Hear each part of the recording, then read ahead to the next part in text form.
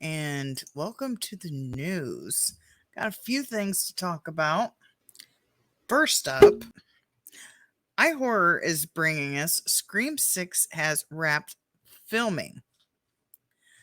That was quick. The sixth Scream in the franchise has wrapped filming at its home in Montreal.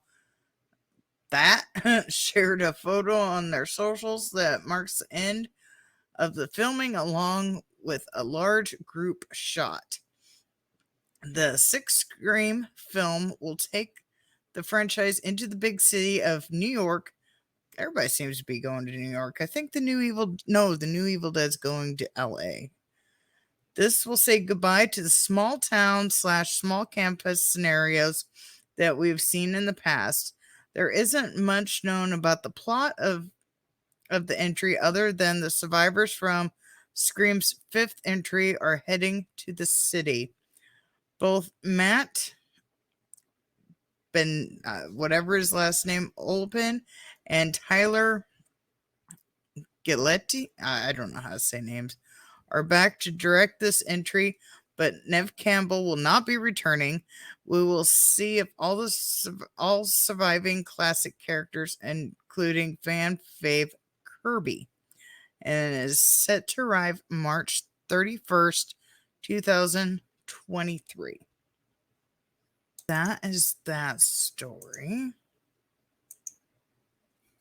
On to story number two. Bloody Disgusting brings us. Bring it on. Cheer or Die. Images provide first look at cheerleading franchise's first horror movie.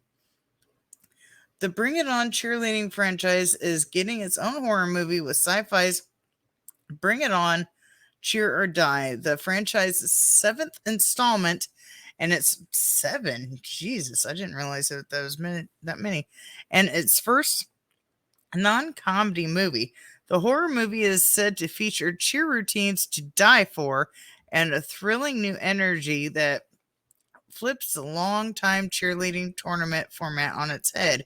Bring It On, Cheer or Die, produced by Universal 1440 Entertainment, and it's expected to debut on Sci-Fi in fall of this year. While you wait, check out the first look at the images below and expect a trailer and release date for the Bring It On horror movie really soon. Missy Pie, I don't know how to say names. These are the stars will star in the highly anticipated sci-fi original movie, an all-new spine-tingling installment of the beloved cheerleading film franchise. This brand new film is directed by a person who brings us a plethora of genre filmmaking experience and fresh new perspective to the Bring It On family. And Bring It On, Cheer or Die from Universal. I'm not going to say this each and every time. A cheer squad plan to have a secret practice at a nearby abandoned school on Halloween. Takes a terrifying turn when their teammates begin to disappear one by one. We're excited to team up with Sci-Fi to continue this ever-popular franchise with all new installment from renowned filmmaker Karen, the very first female director of the movie series. Really? With all those cheerleading movies? Interesting enough. Glenn Ross, general manager and vice president of Universal Entertainment. I guess this 1440 matters. I don't know. Featuring a fresh take on the franchise historically comic films.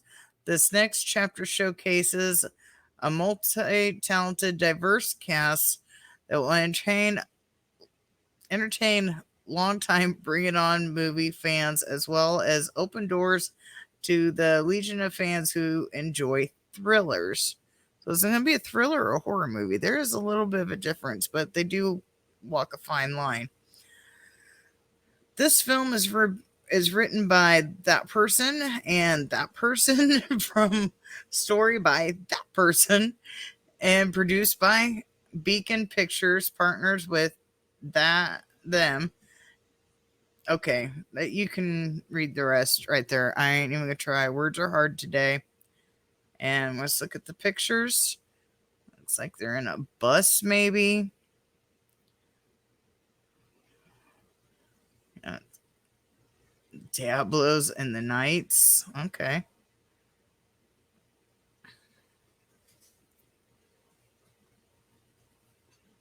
Was that one of those old paper cutters?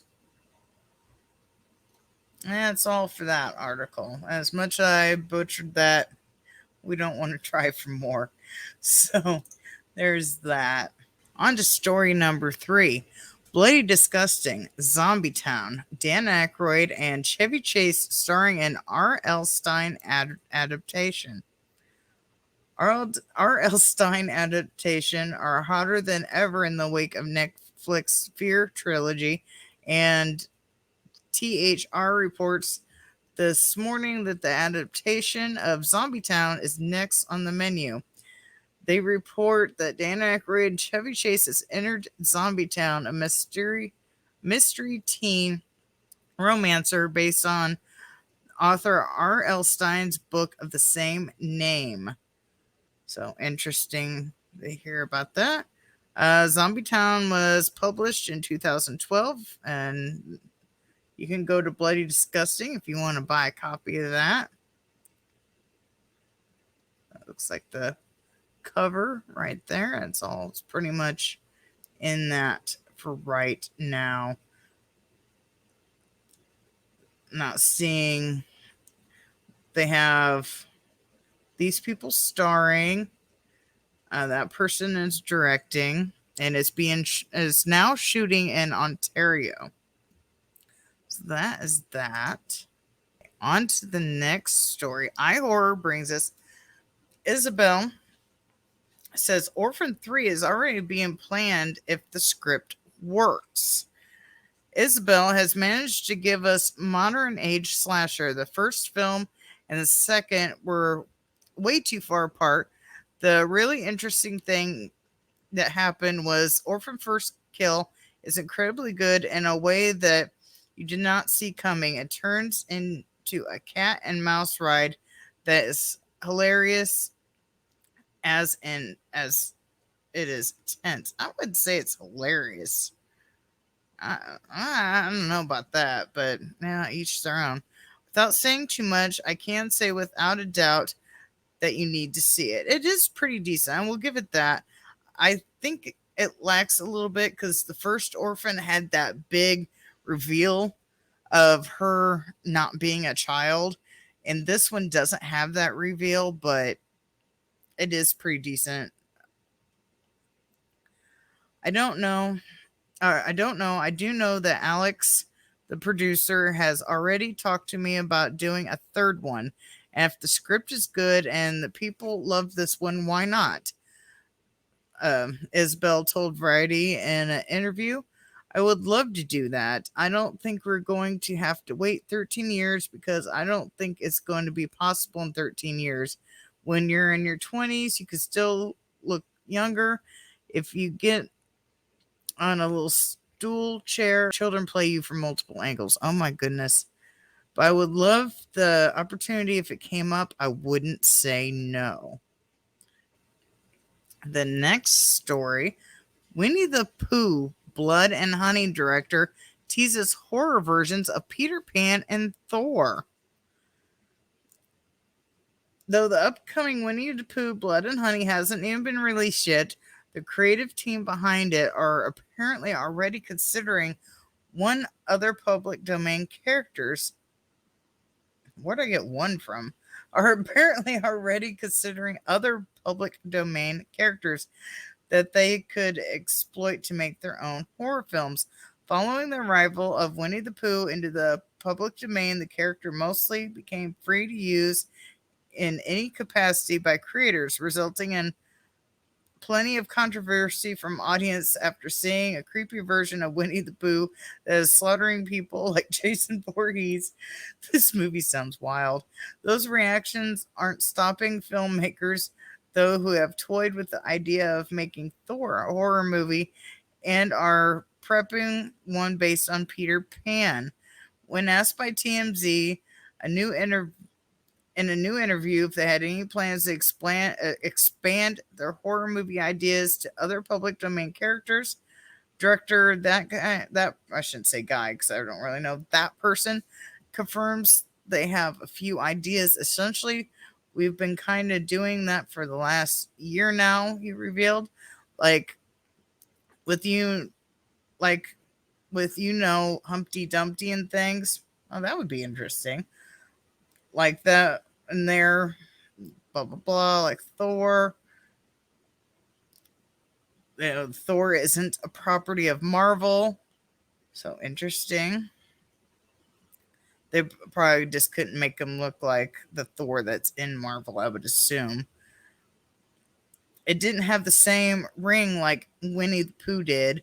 So we went with Winnie the Pooh and did that. We've got loads of other ones planned. So we'd also like to do Peter Pan. Interesting. Interesting, interesting, interesting.